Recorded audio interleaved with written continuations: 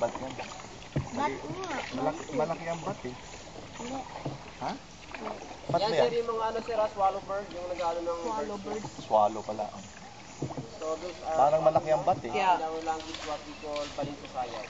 Balin sa sayang. Ah, yung ano, bird's nest? Apo. Ah, balin sa sayaw. Baho ah. So, Isda. bird's nest. Yun ang balin sa sayaw. Yan ang mabaho. Ito sir, yung pinaka-deepest portion, 30 feet or 9 meters during high tide.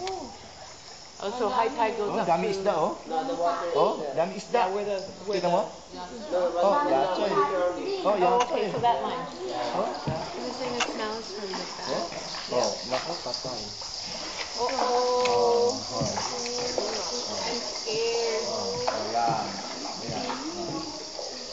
Sir, yung konti ng konti sir, baka mountain sir. What Oh, is makamumpog kayo. Ulo. Are these limestone? Yeah, lapite. limestone lang, like marble limestone. Ang lamig dito, no?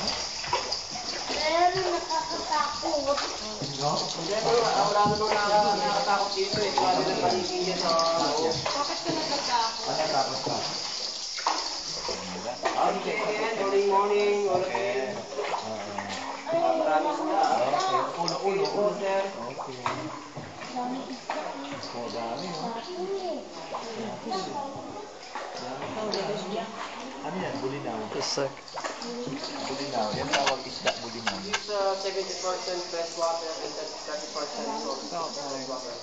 The switch from the river to the sea. Here are some vitamins in there.